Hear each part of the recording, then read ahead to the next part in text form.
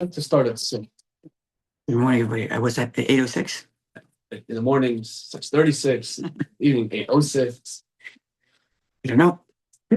All right. So tonight, God willing, the plan is to do our overall CHAZZARAH of Peiches, Peites, 88, 89. As we did yesterday, we're not going to go through all the details that we did in our first classes because then they'll be just as long as our first classes. So we're just going to read and translate the words.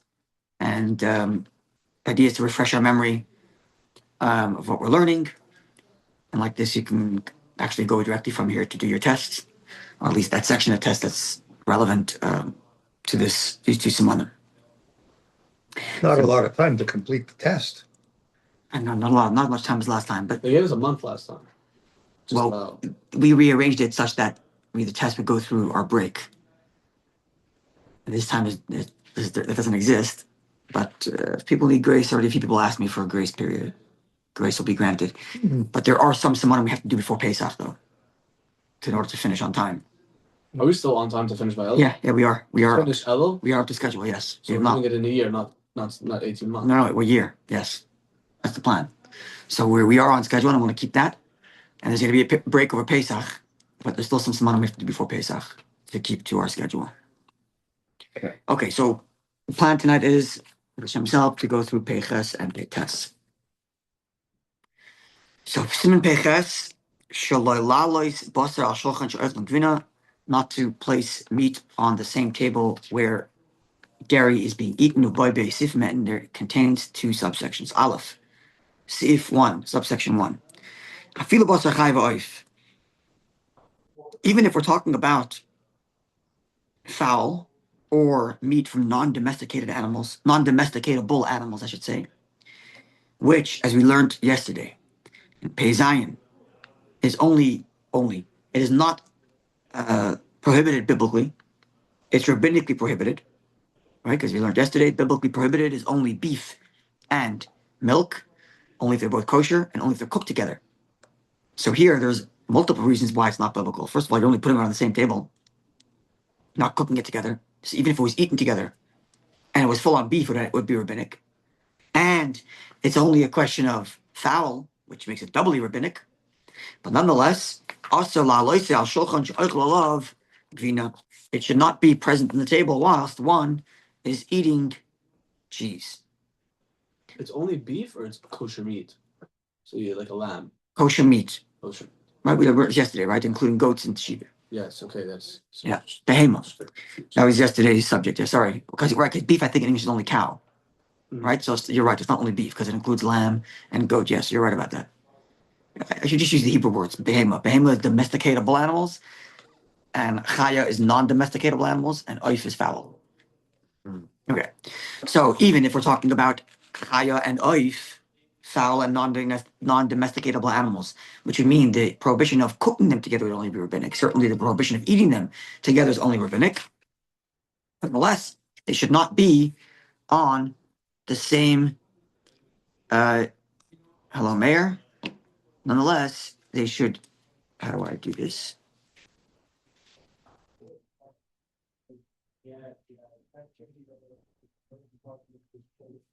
I pin myself. I'm not do that.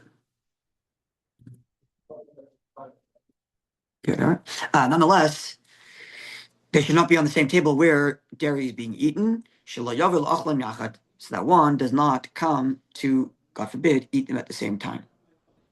Okay, so no meat and milk on the same table, whether it's biblically or rabbinically prohibited.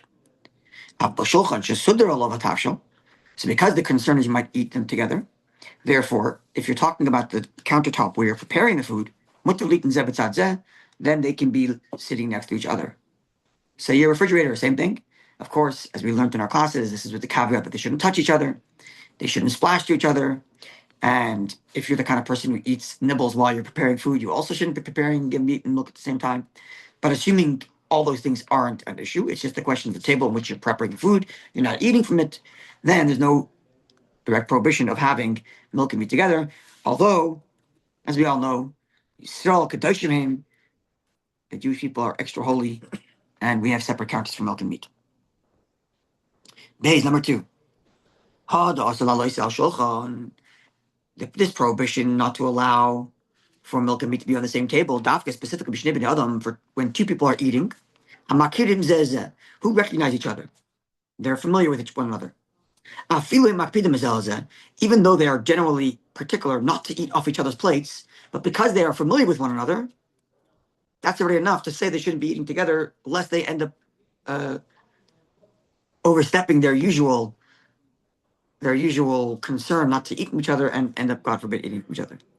Avalach Sanaim, but people who are guests at an inn or wherever, She'ein Makir and Zeh, are not familiar one with the other, so they're definitely not going to be eating from each other's plates. Mutter, it's okay to be eating at the same table, milk and meat. Him milk, him meat. Even if they recognize even if they are familiar with one another, which we just said before, the prohibition now stands that they shouldn't have milk and meat in the same table because they're familiar with one another. Im asu sholem heker, if they made any a reminder, any item on the table that's going to be there to remind them, or anything that would be there to remind them not to eat from each other. Going, for example, each person eats in their own cloth, say separate tablecloths. Separate placemats or tablecloths. Or they're even eating over the same tablecloth. But they're putting bread in front of them as a reminder. Mutter is permitted. Or some other item. In our halacha l'maisa, we went through a whole bunch of other examples of what could be used as a reminder. One person's on the table, the other person's on the tablecloth. If the table is very far, if it's a long table and it's too far to reach, what happens if you're flake ship? You're not actually eating flake meat right now. You're allowed to sit at the same table with someone eating cheese. We went through all that in our halacha l'maisa, and you could refer back to there for all the details. Continues in Ramah, Vidafka, specifically, when do we allow you to use bread as a reminder not to eat from each other's plates? If you're not eating from the bread, that's lying between the two of you. That's there as your reminder. But if you're eating from the bread that's in between you, so it's a bread basket and everybody's nibbling off the bread, that's not a reminder to separate from one another. Because even if the other person wasn't there, or if they were both eating meat, or they're both eating milk, that bread would still be there. So it's not a reminder. The reminder has to be something unique, that's different, that's not part of the regular meal, to remind them, hey, we're separate. But if the bread is they're eating from, then even if they were eating the joint meal, the bread would be there, and therefore cannot serve as a reminder. So specifically, when the bread's not being eaten from, And the bread could disappear in the middle of the meal. correct, that's also true. The bread could disappear How can the bread disappear? because they're eating it from it. Oh. But if it's a Not bread that they're not, sure. if it's bread they're not eating from, then it can serve as a reminder. Then he continues. The Ramah continues. If they put a vessel in between that they're going to be drinking from, and if they were not eating milk and meat, if they were both eating meat or both eating milk, this jug would not be on the table. It is a reminder. So there's a jug that you drink from, right? Now, ordinarily, it wouldn't be on the table. They would fill it up from the counter. It wouldn't be sitting on the table, right? Yeah, but there's a machlekes that you'll see from the shach on the side who says that if you're drinking from that, let's just say it's a hot water urn, which usually you take from the hot water from the counter, and now you're putting it on the table. Maybe you're drinking from that hot water urn, but because it's so unordinary, it doesn't belong there. It's a reminder. But the shach is in the quote of Bach, which disagrees and says, well, if you're using the water, then it's not a reminder. But at any rate, if, however, this is the kind of jug that's always there anyway, that's obviously not going to be a reminder. But the Ramah says, if it's not usually there,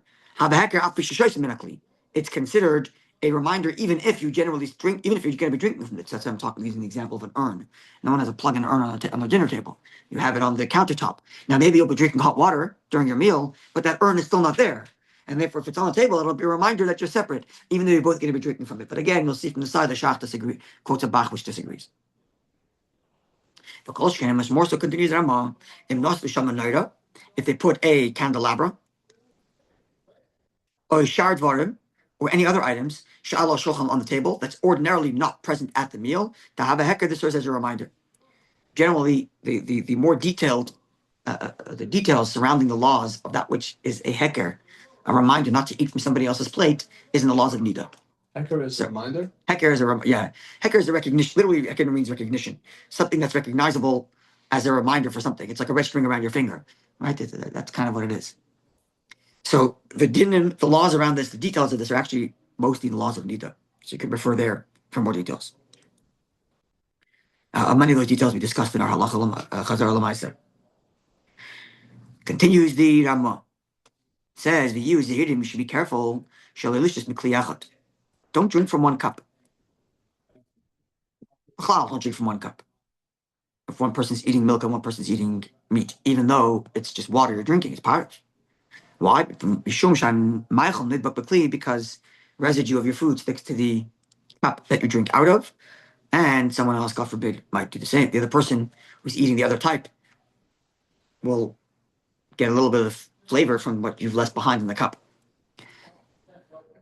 People's sensibilities of hygiene are a little different nowadays, yes. Nonetheless, continues, he singles out the second thing. Likewise, you should not be eating from pas echad, one bread. So number one, don't eat from the same cup. Don't eat the same bread. Again, likewise, it's our custom. If you have a bowl, a salt bowl, in which you're going to dip your food, each person says their own, but alone. Because sometimes you dip directly into the salt bowl, and some of the food will be left over, or some residue. So if you're dipping your steak into the salt, it's going to leave a little meat in your salt, and the other guy's dipping his cheese eggs into the salt, and now he has a problem where he's sprinkling some of the salt onto his cheese eggs, and now he has a problem from the meat that you just left behind when you dipped into that salt bowl. So don't drink from the same cup, don't eat the same bread, have separate little salt bowls for milk and meat. Okay, that's Peches. There are many more details that we spoke about. Here he mentions people who are familiar with one another. We spoke about the halacha of brothers, even if brothers are always to be assumed that they're going to be eating from each other's plate. We had that. I think I mentioned the table's extra long.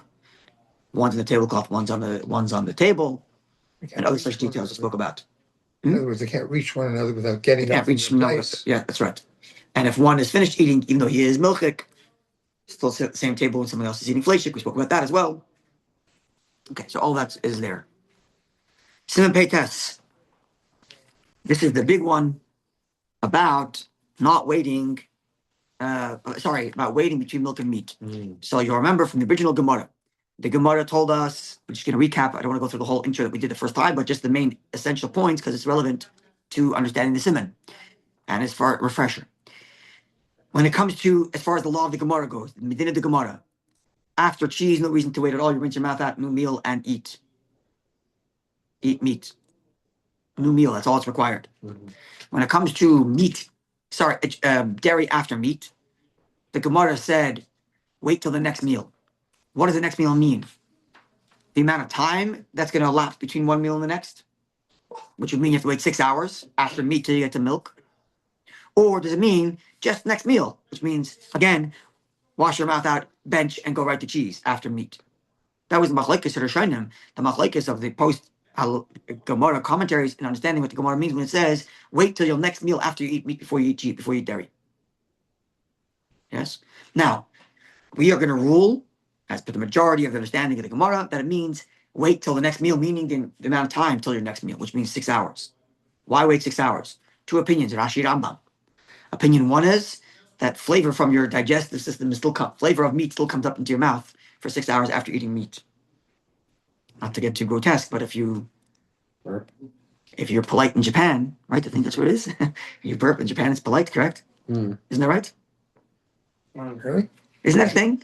Or it's a made up thing they said? I think it's true. It's a thing where burp is it's a compliment that your meal was great. Anyway, but if you burp up for quite a while after meat, you still can taste the flavor. So that's Rashi's view. That was, I'm not sure which one said which, but one between Rashi and Rambam, one said it was because flavor is still emergent in your system of the meat for 6 hours afterwards. And the other opinion was that it's because of the meat stuck in your teeth. And the meat stuck in your teeth after 6 hours is no longer considered of any value, and you eat it, it's not going to make you, it's not an issue anymore. Okay. We rule, sorry? It's not considered meat anymore. Not considered meat anymore. We rule restringently in both, which means we wait 6 hours. Which means even if you're not swallowing the meat, if you're just chewing it, you still gotta wait 6 hours because of the teeth issue. And B, if after 6 hours there's still meat in your mouth, you have to take it out and wash it out before you eat cheese because it's, according to the other opinion that says it's the flavor issue, it's still an issue. Whereas the one who says it's a teeth issue, it's already been there for 6 hours, they're not worth anything anymore. So we are stringent in all views, and that's what's going to come up in the first sif right here.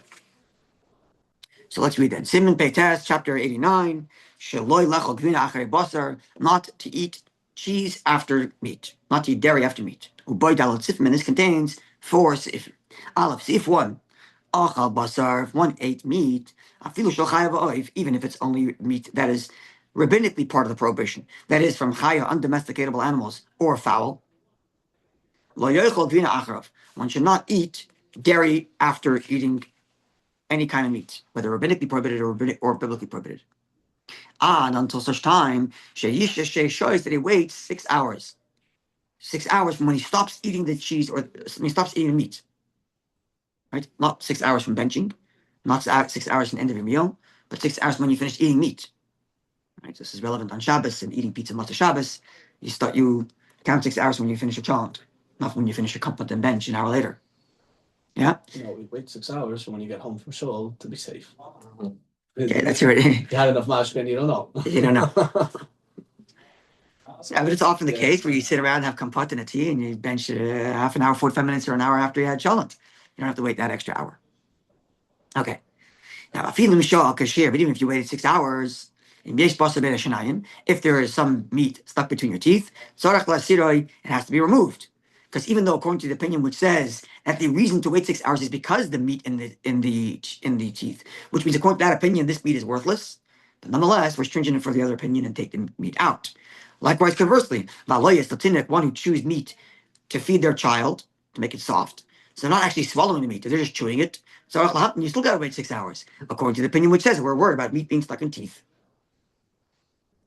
Okay, that's the machaber. Gives the 6 hour option as the stringent, and the halach without even introducing this notion that there's an option to wait only next meal, which means doesn't even mention the option of rinsing your mouth out and then benching and going to the next food item.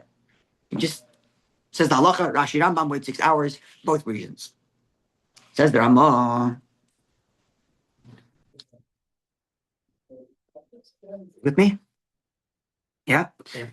Now, if after the 6 hours you find meat stuck in your teeth and you take it out, which Machaber told us you have to do,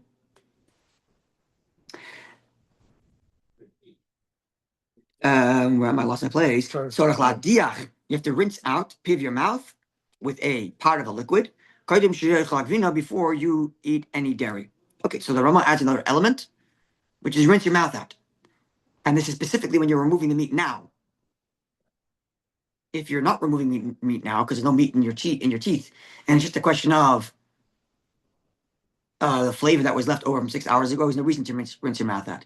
But now, because there's meat freshly there, even though according to one opinion this meat is worthless, but according to the opinion meat is of some value, rinse your mouth out before you have your dairy. Okay, did number 1 from the Rama.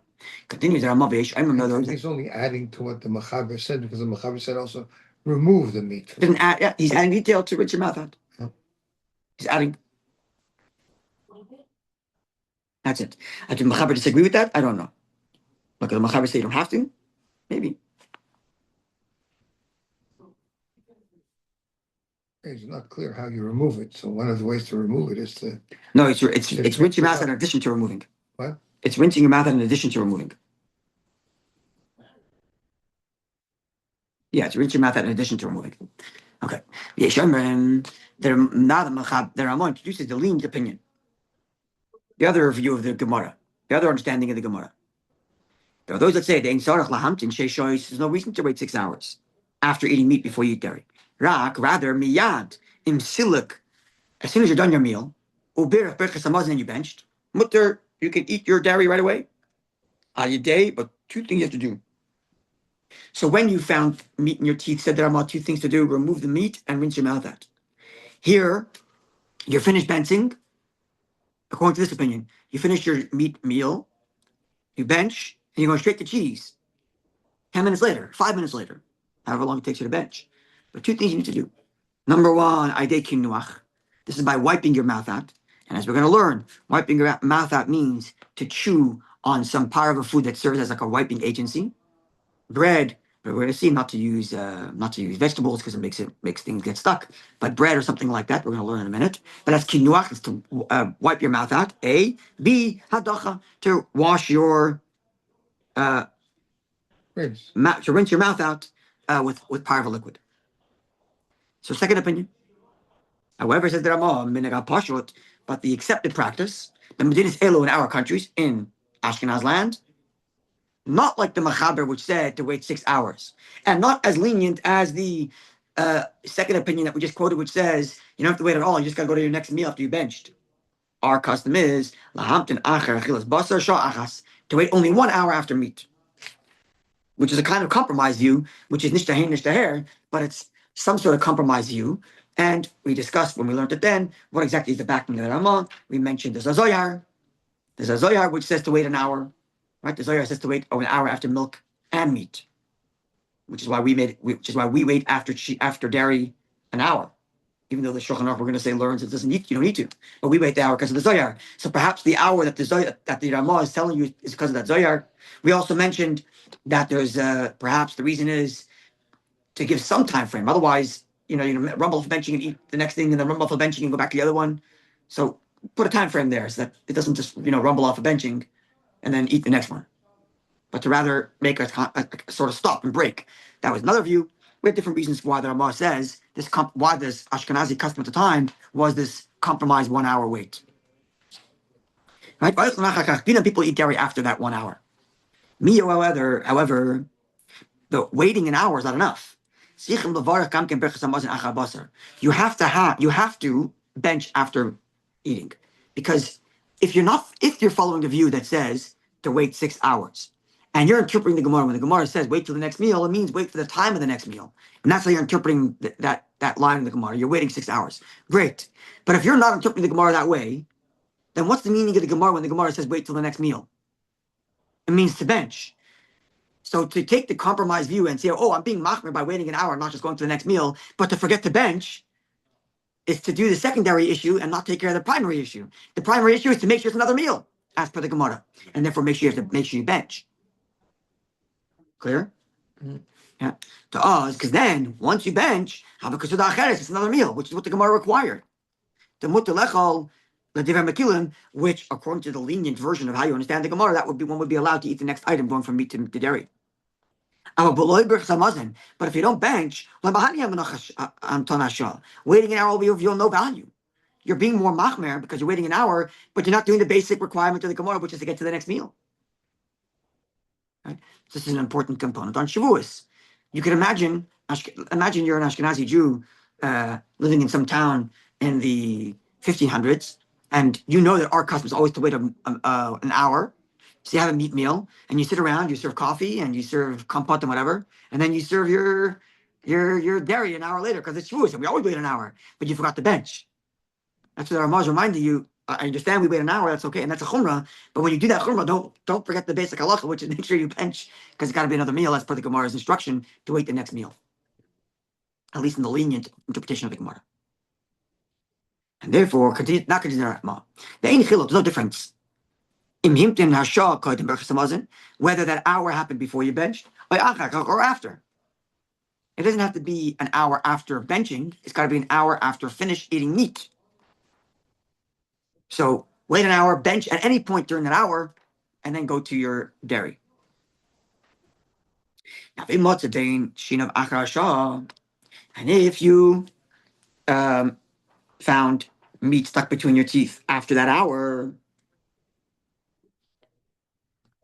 then you got to remove it and clean it out.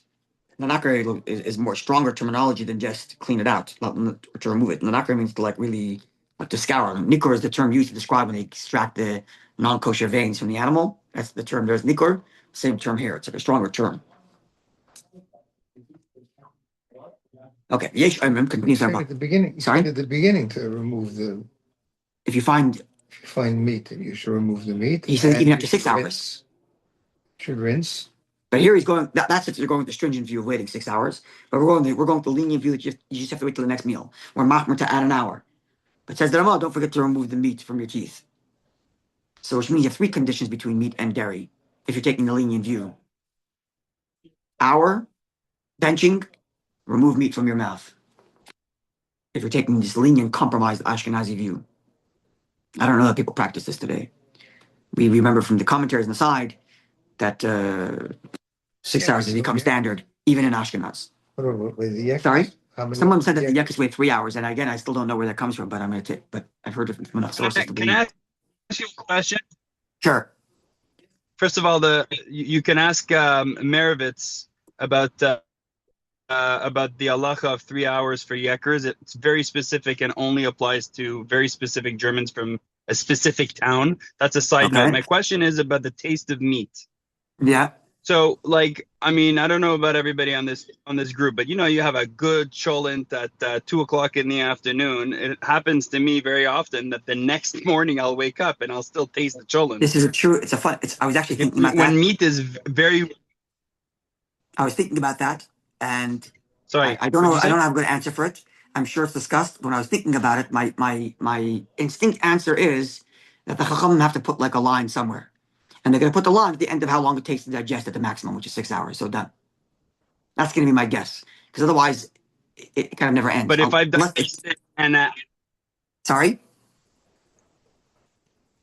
I missed the last thing you said. No, I understand that. I understand what you're saying, but it does happen. That's my guess. I don't know the answer to it. It does happen often, and not just to me, I think.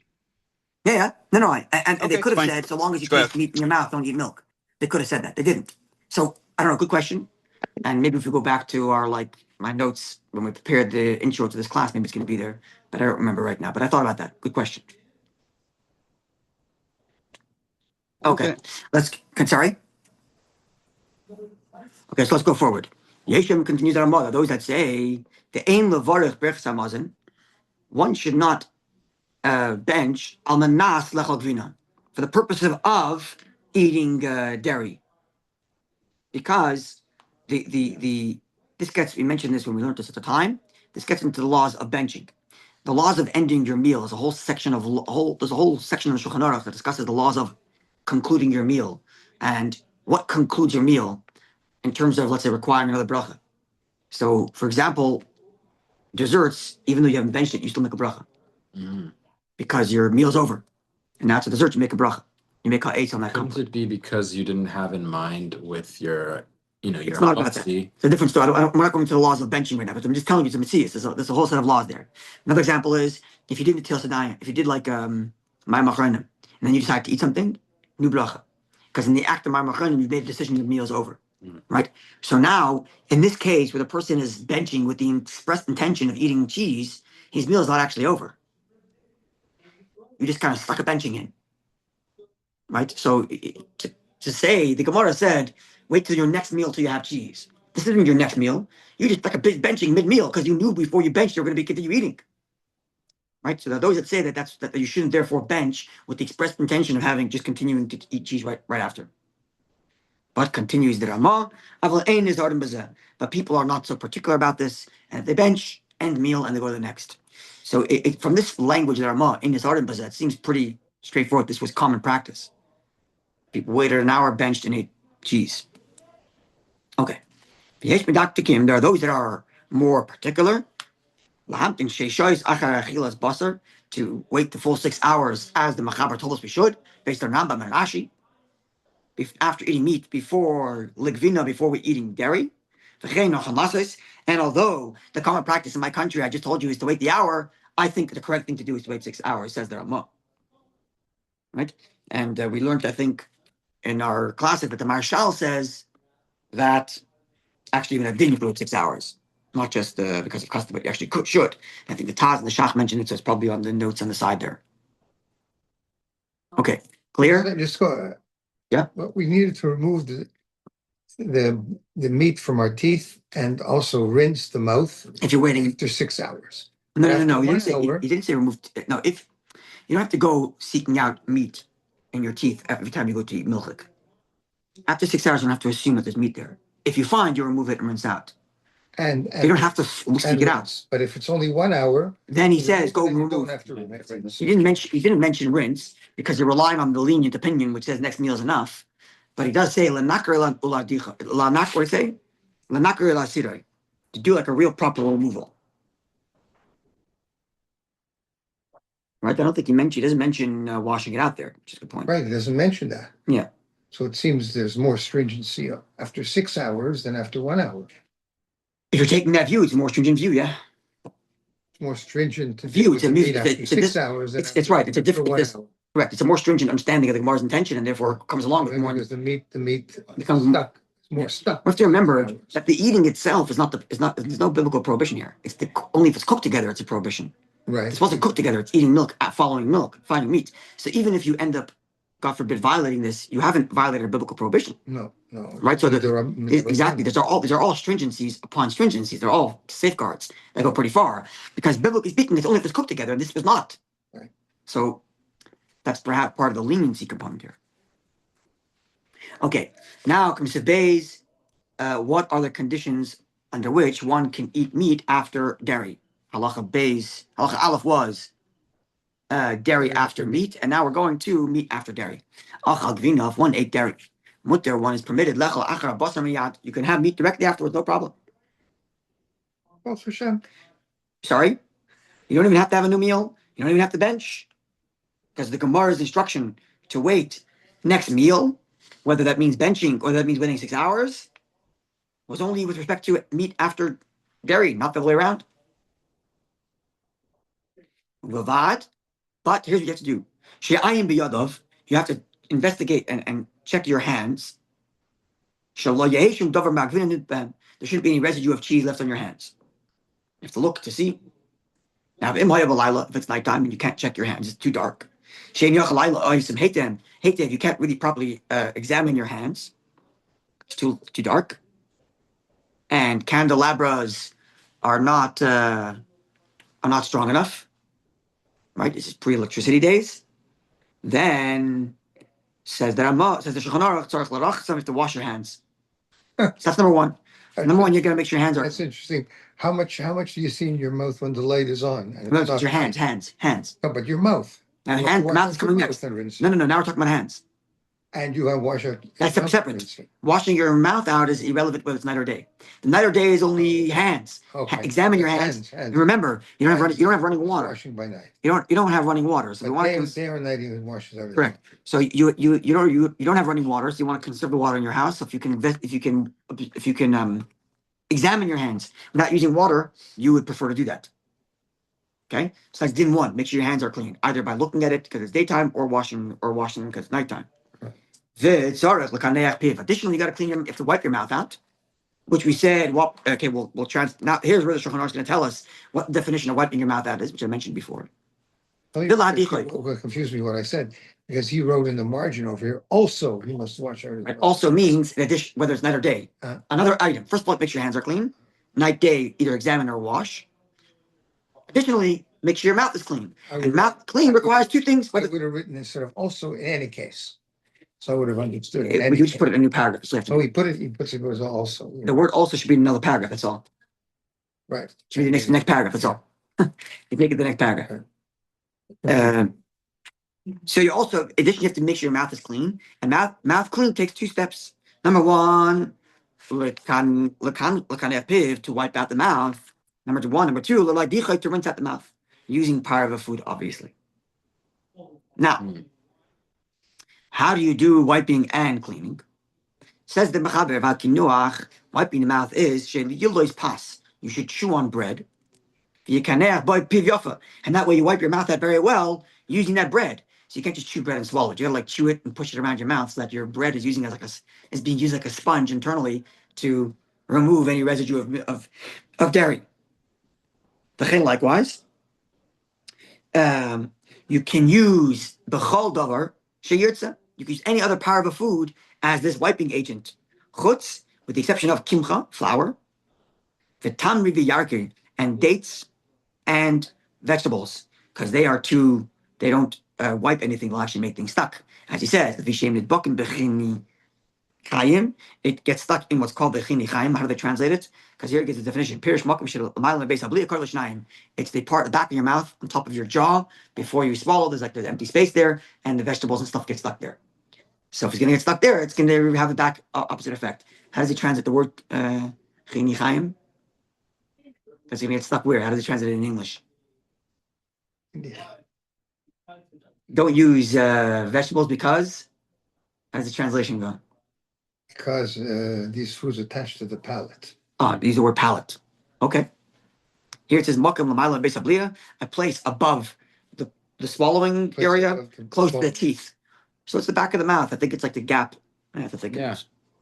Okay. It's true. People do reports like, coughing up little balls of glucose or whatever. Yeah. And they look like bread. They look like pieces of your brain, whatever. Right, not for me. Yeah. And these food items don't serve as proper wiping agencies. So you have to have food that actually will actually remove any residue of cheese that's in your mouth. So that was number 1 is the wiping. Wiping is by eating a food that serves as a wiping agent. Number 2, this was in addition to washing the hands. And so 3 things: washing the hands, wiping the mouth, and now washing the mouth. After having wiped your mouth out with this food, you rinse your mouth out with water, or wine. We discussed in our halacha l'maisa about using other juices. What was the halacha then? I don't remember. We spoke about it. I do remember. Yeah. Okay. So when is this true that after eating cheese, you have to make sure your hands are clean and you have to wash them? You have to wash your hands and wash your mouth, and wash your mouth in these 2 stages of wiping and rinsing. This is the basa behema v'chaya. When you're eating beef, whether it's beef that's biblically prohibited, like domesticatable animals, or whether it's beef from a chaya, which is non-domesticatable animals. But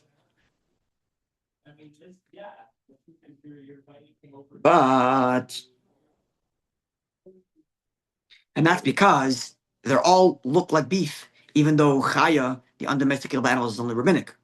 But if you're coming to eat fowl, after cheese, which even in its look doesn't look biblical, then you don't have to wash your mouth, you don't have to rinse your hands. Can you imagine that? You have a grilled cheese, and you go from there to eating grilled chicken without anything in between. Imagine something it's so out of our realm of our experience of us thinking about fleishik and milchik. Mm-hmm. But this is the mechaber saying, not even washing your hands, not even rinsing your mouth out, because the whole thing is biblical. It's rabbinic. It doesn't even look biblical. The cheese. Okay. But nonetheless, says there are those that are stringent. Even when it comes to eating meat after dairy. Right? He doesn't say what that stringency is, how long you should wait. Is that the hour waiting? Is that the 6-hour waiting? Is it the 3-hour waiting? Doesn't say. And we had in our discussion, our halacha l'maisa, the various different interpretations of what the Rambam means here, including the Gra, which is one we followed, that it means to wait the hour, which he himself said before, our custom is to wait the hour after meat. So we wait that hour after cheese as well, considering that the Gra understands that this hour is based on the Zohar. Okay. Remember this from our classes then. Also, our custom is anything that's considered hard cheese. Right? We spoke about the definition of hard cheese. Either it takes a long time to produce, right? Or the other reason was because it's what? It was 2. One was it takes a long time to produce. That was it, right? How do we define hard cheese when we learned at the time? And you remember? Aged. Oh, aged, right. Aged or took a long time to make, yes. Then one should not eat even fowl after it, even if it's rabbinic and even if it doesn't look like the biblical. And you shall wait after hard cheese to the same degree that you'll wait for dairy after meat.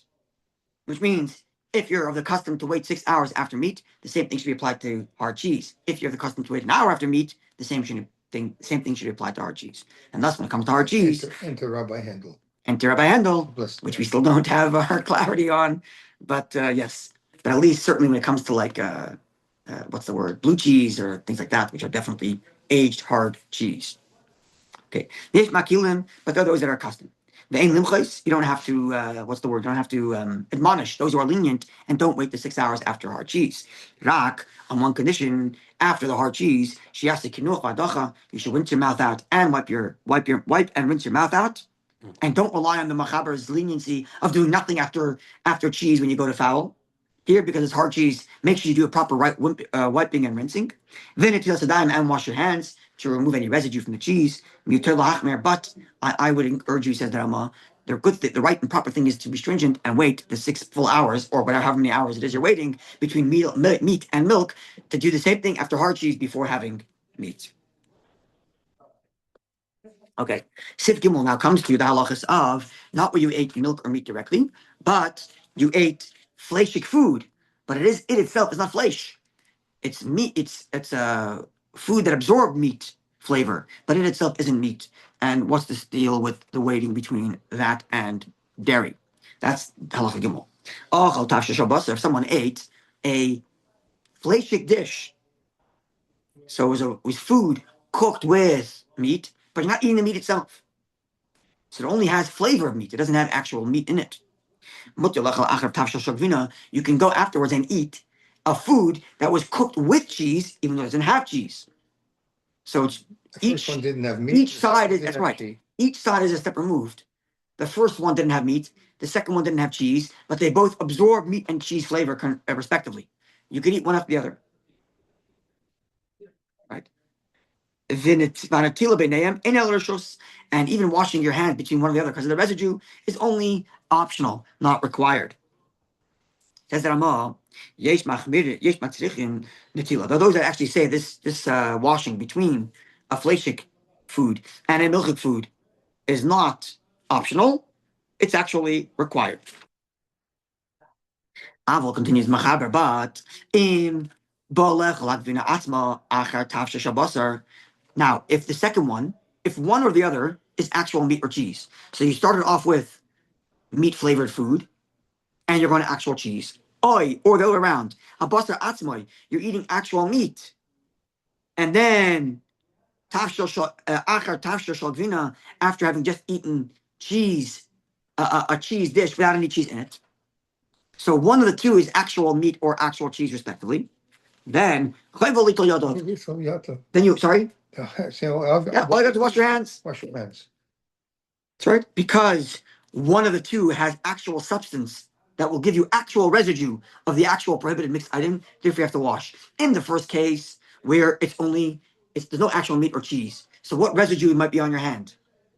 It's too far-fetched as any residue of actual meat and cheese because you have residue of potato that happen to have meat flavor in it. But in the case where one or the other is meat or milk, the residue itself could be meat or milk. For the washing is required. That it's only. Sorry? Would it only be if it's the first one that had the actual meat or milk in it? Why would it be either one? In the second case, he says meat after the actual dish of cheese. Why? Why? You Question. need to wash it because the first dish did not have any cheese in it. He says, "Basar atzmai achar tafshe shel gvina." You know, good point. Maybe because you're going to pick up actual meat now. Oh, I see. If you're the meat or milk. Okay, the concern that you might have actual residue of both mixing together is very far-fetched. But if you know for sure you have one, but there's a suspicion you might have the other, then we're going to be suspicious and tell you to wash. Right? Because if you're eating actual meat, even if it's coming after cheese, you know for sure you're going to have meat residue on your fingers. After. Now, maybe you have cheese residue, and that one maybe is enough to make you wash. But in the case maybe then it wouldn't matter that the second one was meat. It would, because now your fingers you're mixing milk and meat. On your fingers is mixing milk and meat, which is going to your mouth. Right? So if both don't have actual meat or cheese, it's just they both absorb flavor. So it's a maybe you'll have from both. That we're not worried about. But if you're definitely having from one, and it's maybe only and the only maybe is on one other, then we are concerned. And therefore wash. That's what it seems like. Okay. Rama, the shuman shel basar, fat of meat, dinoy kebasar asma. That's considered actual meat. So if you render, you're making a cholent, and in the cholent you have like chunks of fat, and the fat gets absorbed in your potato, that doesn't count as a part of dish that happens to have meat flavor. That's meat in it. In which case you have to wait 6 hours or 1 hour, whatever. Yeah.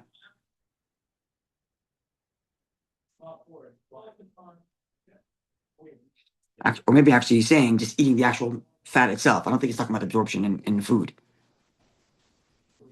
I think he's just talking about eating fat in general.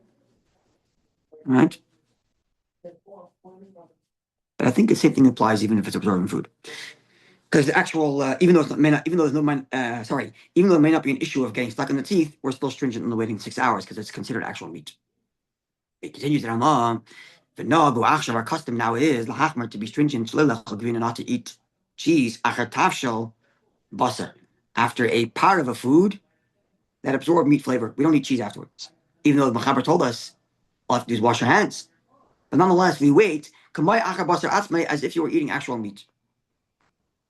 Even though the dish itself doesn't have any meat in it, but because it's a fleishik dish, it's a part of dish that has fleishik absorbed in it, wait 6 hours. Yeah. The English standards, together, one should not breach this practice. Me, however, if there's no actual meat in this dish, the action is bash basar. It was cooked in a fleishik pot. So maybe you can't eat that with cheese. That's a question of not bar not, which is not our topic right now. Right? Maybe it's a question of not bar not because it was cooked in a fleishik dish, and it's a question of how long ago was it used for fleish, and are you following the Machaber understanding of not bar not or Ramaz understanding of not bar not? But either way, you can eat cheese directly afterwards without washing your hands, not anything. And there's no custom to be stringent here. So food cooked in a fleishik dish doesn't make you fleishik, even if we're going to tell you not to eat it with milk. And so too is our custom to be lenient to eat meat. If you have flavor of cheese and a flavor of milk, not actual cheese and milk, but flavor of cheese and milk in this dish, to eat meat right away. But you should wash your hands here because you're going to have actual meat in a moment, like the Machaber told us. Even if you're not going to be eating actual meat. But the first case, where the Machaber said you don't have to do anything because it's a fleshikly flavored parva and a milkily flavored parva, where the Machaber said all you have to do is nothing, you don't have to wash your hands. He says our custom is to you should wash your hands in Nagabi Yadav if you actually touch the food with your hands. Final halacha from the Ramah, Shamash Pesuda, a attendant who is serving at the meal, the Noigeya Ba'oichlin touches food, Ein Tzarech Natila doesn't have to wash his hands, the Lo Yitzarech Natila Ba'oichlin, because the requirement to wash hands is only limited to those who are actually doing the eating, whereas this waiter is not doing any eating. Final halacha for tonight. Dalit. Misha Achal Vina V'Roitza Basar, one who ate cheese and wants to eat meat. So besides what we said before, you have to wash your hands, and you have to rinse your mouth out, and you have to wipe your mouth out by eating that food because you just ate meat, and you want to have cheese now. And according to the original halacha, you don't have to wait. There's one more condition. You have to remove from the table. Not just if to remove all cheese from the table. Certainly, we already began the siman by saying, or peches, we already learned that you cannot have cheese and meat in the same table. So not only do you have to remove the cheese, but you have to remove the bread that was eaten with cheese. Because that's usually the case. People have cheese with their bread, and some of the bread's going to have cheese residue, and then you're going to have that meat with your slice of salami, and it's a problem because, again, you're not waiting any hour here. So therefore, you got to remove all the bread from the table. Wouldn't it be a problem if you waited an hour? Even if you waited an hour, even if you waited an hour, you have to remove everything. Still would be a problem. Yes, you have to remove. Yes, you're right. The removal is nothing to do with how long you're waiting. But certainly, if you're not waiting any time, yeah. And you cannot eat cheese, even if it's cold cheese, on the same placemat upon which meat was eaten, even if it's cold meat, because we're worried about residue sticking to each other.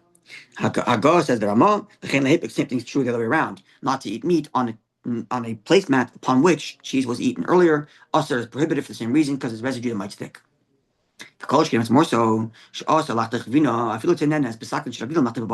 should not cut cheese with a knife, even if the knife is cold. If the knife is ordinarily used for meat, because as we learned already, we know this at least in the times of the Shulchan Aruch, they assumed that knives had residue from the previous usage, and therefore cutting the cheese with your meat knife, there's probably residue from the meat, and it's going to mix with your cheese you're currently cutting. Moreover, bread that you're going to be eating with cheese, don't cut that bread using a meat knife, because a little bit of residue from the meat knife will end up on your bread, and then you're eating that bread with a slice of cheese. And says that same thing's true the other way around. Do not cut meat with a knife. You usually cut cheese, and do not cut bread. Do not cut bread. You're going to be eating meat. Sorry, do not cut bread with the intention to eat that bread with meat using a knife that is usually dairy. Me, however, shari. You can kosherize this knife by stabbing it in the ground 10 times. In the hard ground, we explain this because the point here is not absorption that comes from heat, but rather residue. And residue can be removed just by stabbing it around 10 times, and all residue will be removed. Conclude Rama. The custom amongst all Jews has already become to have 2 separate knives, to have one for meat, one for dairy, and make a mark on one of the 2 knives so you know that this one is for either meat or dairy. Vidnagu, and it's our custom, to mark the dairy knife. The English don't change that custom and mark your meat knife, because your neighbor's going to come over and see the marked knife, assume it's dairy, and use it to cut dairy. When you know in your house, it's a meat knife. And as we spoke about, the modern equivalent would be, don't make your fleshik knives blue. There's universally labeled as a blue. Keep it consistent so that your Jewish neighbors can keep kosher in your house. Okay. Red and blue. That's test. We still have to go. We have to the Gimel, to the Dalid, to the K, to the Vav, to the Zayin. 5 more Simanim to go. So with Hashem's help, I hope to be able to do the same thing again tomorrow night. Keep going. And Sunday morning. But after Sunday morning, I can't promise I'll be able to do anything till after Purim. So we still have 2 more shirim we can do. So hopefully we can cover to the Gimel, to the Dalit. We'll try to get as much as we can in. Basically, and after Purim, maybe we'll pick up to another 1 or 2 more shirim. Purim is Tuesday, Wednesday. Maybe Thursday night we could do 1 more shir. Okay, well, We'll try to get as much as we can. we're supposed to be ready for the 8th of March. Sorry? We're supposed to be ready with the Yeah, so again, like I mentioned, if you need leeway, email them if you need some leeway, and I will confirm with them that you could do leeway. You only need to do like 8 questions anyway. The truth is Pressure. that I off the record, even though this is not being recorded, off the record, if you decide to do your test during your Pesach break, it wouldn't bother me. Okay. But we do have to do those Simanim before Pesach to keep to the schedule. So even if you're going to do the tests on this stuff during the Pesach break because you have more brain space, I don't know if you will, because you have house to clean as well and you have children to take care of too, or whatever. Lots going on. Whatever. If you want to do your test during the Pesach break, it wouldn't concern me. But we do have to do those Simanim before Pesach to keep to the schedule. Which means we'll be doing new Simanim while you're taking a test on an older Simanim. There Are you we go. ever You gonna could do that. It's like an oral test? Yeah, at the end. Okay. The truth is, I'm remiss. Maybe after Pesach, I want to bring Banan in because Banan is one of the official signers on the Smicha. I want to bring him in here for at least 1 session. God willing, we'll take care of that after Pesach. Very good. Okay, wonderful Oh, yeah. everybody. Wonderful evening. Tomorrow night, same time. Be'ez Hashem.